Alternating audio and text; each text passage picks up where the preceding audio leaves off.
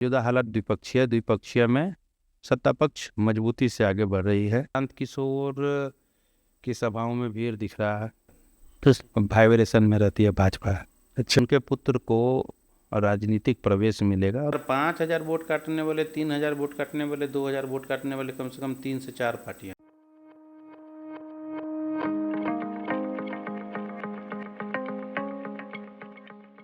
नमस्कार दोस्तों, आमजन के पॉडकास्ट में आपका स्वागत है।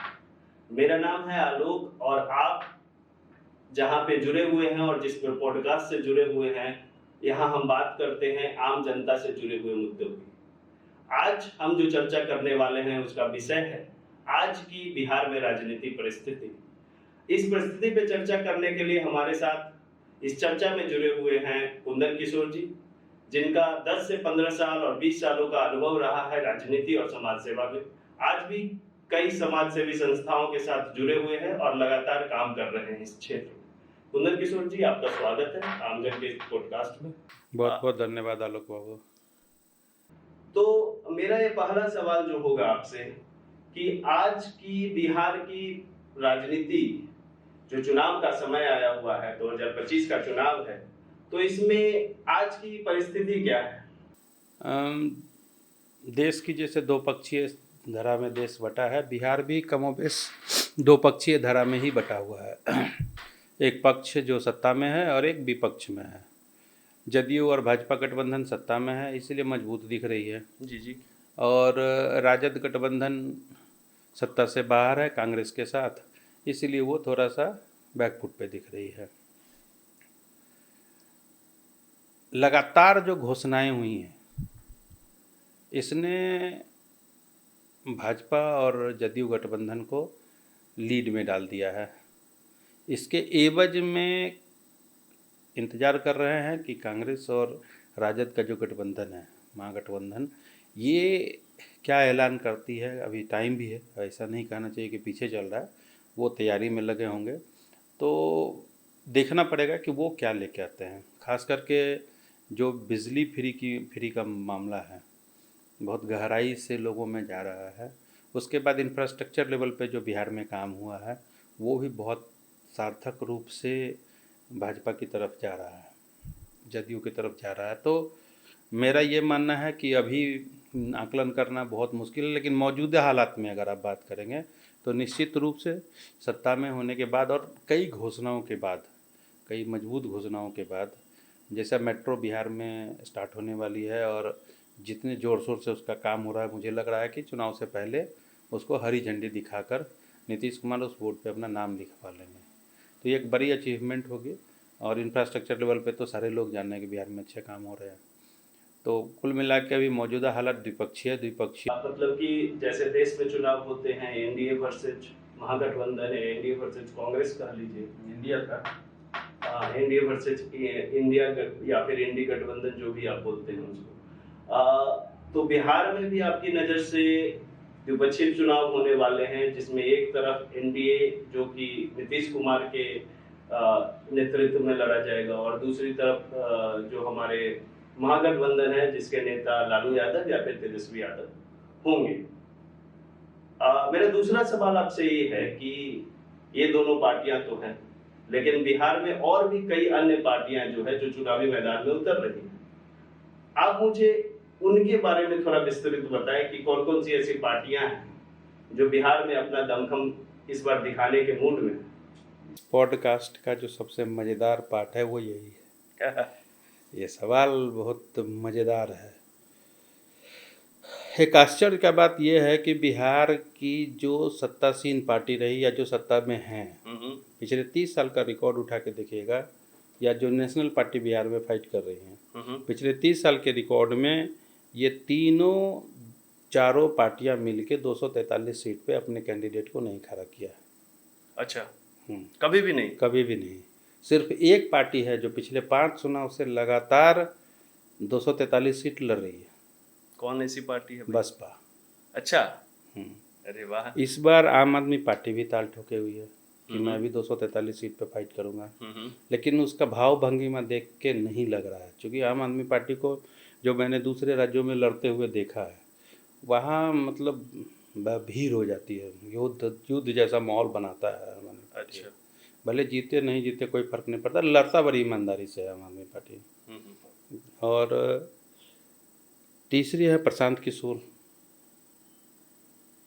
प्रशांत किशोर की सभाओं में भीड़ दिख रहा है, लेकिन वहाँ एक दूसरा समस्या जो बहुत मजबूती से आएगा सामने, जो मेरा पुराना अनुभव बता रहा है कि वो उनके संगठन और कैंडिडेट्स आपस में बहुत बुरी तरह भिड़ जाएंगे। अच्छा। हाँ, और अभी तक चूँकि 2 महारथी वाला रथ दौड़ नहीं रहा है, इसीलिए प्रशांत जी का रथ ही मजबूत दिख रहा है। ये जब दोनों महारथियों का रथ दौड़ना शुरू होगा, सत्ता पक्ष और विपक्ष का, फिर इतनी धूल उड़ेगी कि सारी छोटी छोटी पार्टियां उसमें दबने लगेंगी। यानी कि आप ये कह रहे हैं कि एक और पार्टी है एनसीपी, अच्छा, वो भी बड़ी मजबूती से लड़ाई लड़ रही है और कैंडिडेट को खड़ा कर रही है, संगठन को बड़ा करने में लगी हुई है और पिछले 4 महीने से मेरी नज़र है उस पर मजबूती से काम कर रही है। एक जो सबसे इम्पोर्टेंट पार्टी मुझे लग रहा है, जो सोशलिस्ट पार्टी है, इसको कोई बेचैनी नहीं है, कोई हड़बड़ी नहीं है और इसने राजनीति के एकदम मूल धरोहर को पकड़ लिया है। इन्हें जेपी, गांधी, लोहिया, इन लोगों के आदर्शों को लेके चला और जितने भी लोग इसके पीछे खड़े हैं, एक तो पूरे देश में इसका संगठन है और जो भी लोग खड़े हैं बहुत मतलब मूल्यांकन करने के बाद कदम उठाते हैं।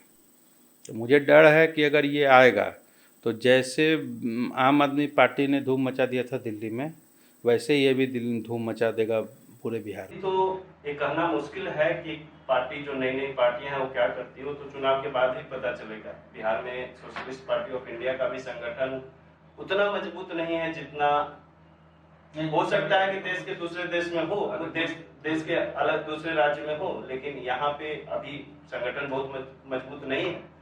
चुनाव में क्या होगा ये मैं भी नहीं जानता और कोई आकलन करना भी मुश्किल होता है। तो देखिए चुनाव में जो होगा उसको देखते हैं।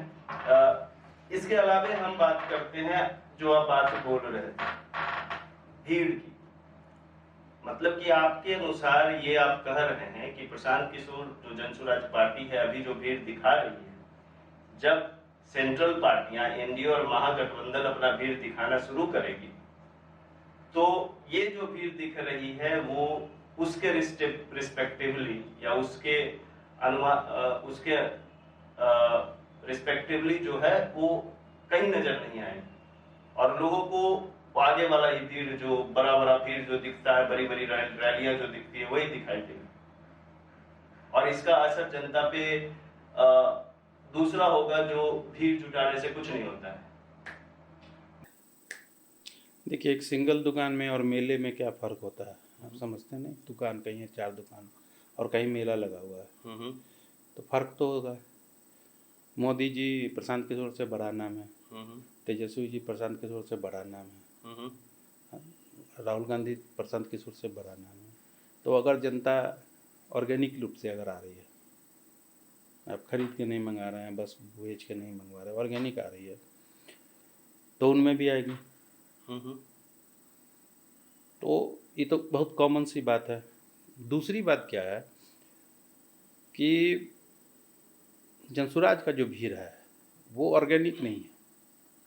ये आप अभी जैसे अभी जनसुराज आपने देखा होगा, कुछ दिन पहले प्रशांत जी ने 21 हज़ार रुपये का फॉर्म अप्लाई आवेदन करवाया। वो आवेदन तो आया, उसके अलावे कुछ ऐसा है जो जैसे कि प्रशांत जी का मुंह से कमिटमेंट किया हुआ है कि आप जाके तैयारी कीजिए, वो भी है। कुछ लोगों को उनकी जो टीम है जो चीज़ों को देखती है उसने कमिटमेंट किया कि मैं आपके लिए बात करूंगा।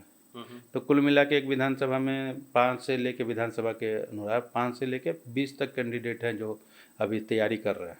अच्छा। अब वो टिकट किसी एक को मिलेगा, पैसे तो सबके खर्च हो रहे हैं। तो ये जो भीड़ है वो 20 लोगों के को अपना स्ट्रेंथ जो शो करना है वहाँ पे, ये वही भीड़ है। ये जनसुराज के आइडियोलॉजिकल प्लेटफॉर्म से खड़ा हुआ जनता का वेग नहीं है। जो आप आम आदमी पार्टी अन्ना आंदोलन के समय देखे, मोदी जी की रैली के पास समय में जो आया, राहुल गांधी के साथ जो ऑर्गेनिक भीड़ खड़ा हो रहा, तेजस्वी का जो अपना मतलब ट्रेडिशनल फॉलोअर्स हैं पिताजी के टाइम से, ये वैसा नहीं है। अच्छा। ये छोटे छोटे ग्रुप में, उसके बाद उनका अपना टेलीकॉलर ग्रुप है जो बड़ा सा ग्रुप है, उसके बाद लगभग 2-2,500 लोगों का पेड स्टाफ है, उनका उनका अरेंजमेंट है। अगर उस सब को जोड़ के देखेंगे तो ये बहुत बड़ी भीड़ नहीं है। मतलब ऑर्गेनिक रूप से जनसुराज खड़ा नहीं हो रहा है। दो तरह के जनसुराज के समर्थक है, एक जो फेसबुक व्हाट्सएप सोशल मीडिया पे देखते हैं और वो कह रहे हैं कि नहीं प्रशांत जी ठीक बोल रहे हैं, और एक जो है वो उनसे मिल के आए हैं और वहाँ पे उनका समायोजन नहीं हो पाया। चलिए जनसुराज को भी और प्रशांत किशोर को यहीं छोड़ते हैं। बाकी भी पार्टियां हैं जिन पे हम लोगों को चर्चा करनी है, तो आप हमें ये बताएं कि आज जो स्थिति बन रही है उसमें राजद की क्या चुनौतियां हैं? देखिए और मुझे राजद बोले या मैं जब तेजस्वी मूल्यांकन यादव बोले? मैं जब मूल्यांकन करता हूँ राजद के बारे में, तो रामविलास पासवान जब तक राजद के साथ रहे तब तक उसको किसी की ज़रूरत नहीं थी, किसी तरह के राजनीतिक समझ की ज़रूरत नहीं थी, किसी तरह के प्लानिंग की ज़रूरत नहीं थी। परसेंटेज इतना मजबूत हो जाता था कि किसी भी तरह से लड़िए चुनाव वही जीत जाएगा। अच्छा। ठीक है, रामविलास पासवान जब से हटे तो अब से राजद सत्ता से बाहर है। तो आप अगर राजद को एक टेबल कुर्सी बेंच या चौकी समझ रहे हैं तो एक पौवा उसका कमज़ोर है। अच्छा। जिस दिन वो जुड़ गया उस दिन फिर उसको किसी गणित की ज़रूरत नहीं है। अब तेजस्वी जी का को प्रयास ये करना चाहिए कि वो एक पौवा किसी तरह से खोज के उसमें लगा दे। इसीलिए उन्होंने A to Z पार्टी का स्टार्ट किया था। बीच में जो ये अलग अलग जातीय समीकरण शुरू हो गया, महर्षि ब्रह्मेश्वर मुखिया जी पर विवादित टिप्पणियाँ किया गया, इससे जो टूटा है इससे भी नुकसान होने जा रहा है। और वो एक पौवा अभी तक हमको कहीं दिख नहीं रहा। पहली बात, कांग्रेस इस बार थोड़ा मजबूती से खड़ी हो रही है। कांग्रेस का इंटरनल प्रिपरेशन बहुत स्ट्रांग है, जिससे पिछले बार उसने 27 सीट जीता था, इस बार वो 50+ जाएगी जिस हिसाब से कैंडिडेट दे रही है, जिस हिसाब से लड़ाई कर रही है। अच्छा। तो इसके पास चुनौतियां हैं, राजद को आत्ममंथन करने की ज़रूरत है, इसको सहयोगियों से ज़्यादा सपोर्ट लेने की ज़रूरत है। तो हो गई राजद की बात, तो लगे हाथ ये भी बता दीजिए कि जो एनडीए गठबंधन है उनकी क्या स्थिति है, उनकी क्या चुनौतियां हैं? डोमिनेटिव है। अच्छा। महाराष्ट्र में शिवसेना ने इसको समस्या किया, शिवसेना को इसने तोड़ दिया। एनसीपी ने समस्या की खड़ी की, एनसीपी को इसने तोड़ दिया। बिहार में इनका ये जादू चल नहीं रहा। अच्छा। बिहार में नीतीश कुमार कौन सा राजनीतिक पैतरा जानते हैं, क्या जानते हैं, ये कहना बड़ा मुश्किल है। बिहार में नीतीश कुमार इनको खड़ा ही नहीं होने दे रहा। ये कितना भी ताकत लगा लेते हैं, नीतीश कुमार के कोई मार भी नहीं सकते हैं। और नीतीश कुमार को जिंदा रहने देंगे तो इनको नीतीश को इनको खड़ा होने देगा नहीं। ये बहुत पेशम पेश की स्थिति है। भाजपा के लिए सबसे बड़ी चुनौती नीतीश कुमार है, इससे बाहर निकल ही नहीं सकते। इसके अलावे भी भाजपा जो है वो अर्बन एरिया में बहुत मजबूत है, ग्रामीण एरिया में अभी तक ये अपने जो इसका बेस वोट है इससे बाहर ही भी नहीं निकल पा रहा है। अच्छा। इतना डेवलपमेंट, इतना काम करने के बाद भी ये बेस वोट से बाहर निकल ही नहीं पा रहा है। उससे बाहर नहीं निकल पा रहा। तो मतलब क्या सबसे बड़ी चुनौतियां हैं कि भाजपा जो है गांव में लोगों के साथ कनेक्ट करे। हाँ, एरियाज में जो इनका ट्रेडिशनल वोटर है उससे आगे बढ़ने की ज़रूरत है ना पॉलिसीज़ में। और आपको क्या करना है, उससे उसमें जाके लड़ना है, आपको वहाँ बढ़ना है। अच्छा। अच्छा, चलिए आगे बढ़ते हैं। मेरा अगला सवाल आपसे ये होगा कि सभी पार्टियां अपने चुनावी मोड में आ चुकी हैं, सभी लोग प्रचार प्रसार कर रहे हैं, सभी जगह पोस्टर बैनर टपे पड़े हैं पटना बिहार में, तो किसका कैंपेन सबसे ज्यादा मजबूत आपको दिख रहा है? मुझे कैंपेन में देखिए, कैंपेन एक ही पार्टी करती है 365 डेज 24/7 वाइब्रेशन में रहती है भाजपा। अच्छा। वो छींकती भी है तो समझिए कैंपेन के लिए ही छींकी है। और एक ऐसा माहौल बना के रखा है, मीडिया भाजपा इस सब ने, गिर गए वाह वाह वाह वाह, कूद गया बच्चा को, नहीं जैसे हम लोग बोलते हैं, ये उस टाइप का कैंपेन है। और बाकी पॉलिटिकल पार्टी ने कभी ऐसा कैंपेन देखा ही नहीं था। वो 15 साल से उसको फाइट ही नहीं कर पा रही है। कल्चर, पार्टी का कल्चर नहीं बदलता है। आप कांग्रेस का जो कल्चर है मध्यम वर्ग को लेके, मध्यम विचारधारा को लेके, ना उग्र ना एकदम शांत, वो वही रहेगा। राजद जो है वो स्ट्रॉन्ग नरेशन वाली पार्टी है, तो नरेशन वाली पार्टी ही रहेगी। लेकिन भाजपा इसको, ये मतलब एक अजीब टाइप का कैंपेन, मतलब इसका प्रधानमंत्री से लेकर प्रखंड में, गांव में, बूथ का जो कार्यकर्ता है वो भी वाइब्रेशन में ही रहता है। तो अभी वो लीड है, उसका लीड है। इसको सिर्फ एक, इससे ज़्यादा वाइब्रेशन में रहता है, वो है आम आदमी पार्टी। अच्छा। एक छोटी पार्टी है, इस भाजपा से ज़्यादा वाइब्रेशन में वो रहता है। चलिए चलिए, ये ठीक है, सब सब पार्टियां अपना कैंपेन कर रही हैं। अगर आज की स्थिति, एक हाइपोथेटिकल क्वेश्चन पे जाया जाए, अगर आज चुनाव होता है, अभी अभी तो 3 महीने शायद चुनाव के बाकी हैं, अगर अभी चुनाव हो तो कौन सी पार्टी आपको, या कौन सा मुख्यमंत्री कैंडिडेट जो है वो आपको सबसे अव्वल दिखेगा? देखिए, हम फिर आपको बोल रहे हैं कि राजद को सिर्फ एक पौवा की ज़रूरत है, उसको पूरा प्रचार सिर्फ एक पैर के लिए करना है। भाजपा गठबंधन को, जदयू गठबंधन को चारों पैर के लिए प्रचार करना है।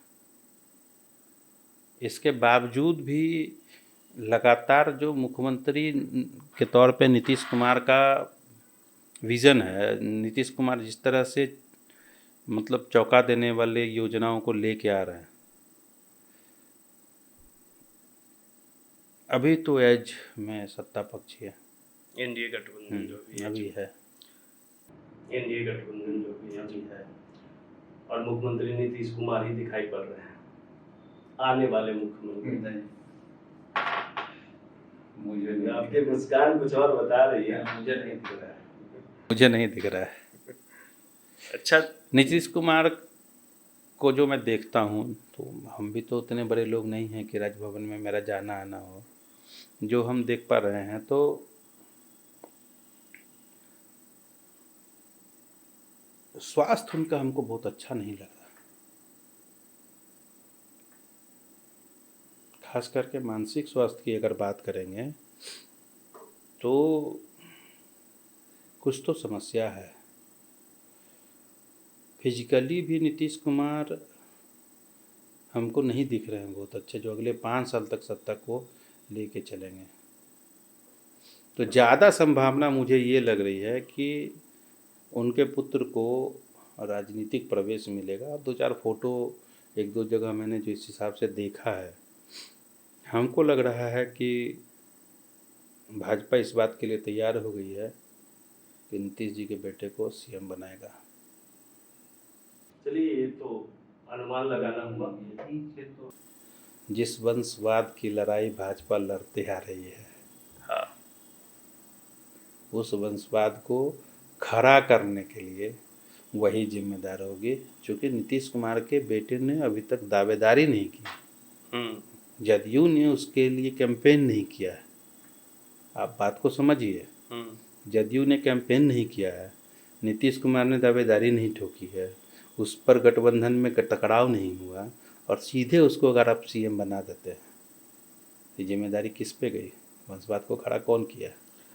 ये इम्पोर्टेंट मैटर आएगा। और मेरे मन में है, जो जैसे द्विपक्षीय तो आप बात कर लिए कि ज्यादातर संभावना यही बन रही है कि द्विपक्षीय चुनाव, लेकिन जो यहाँ पे तीसरा पक्ष जो प्रचार कर रहा है, इस बार के चुनाव में क्या ऐसी जो तीसरा पक्ष है जो क्या दिक्कतें पहुंचाएगा जो द्विपक्षीय पार्टियां हैं उनको, और कैसा इम्पैक्ट करेगा इस चुनाव में? देखिए, पिछले इलेक्शन में जो राजद गठबंधन और भाजपा गठबंधन के बीच में 12,500 वोट का अंतर है।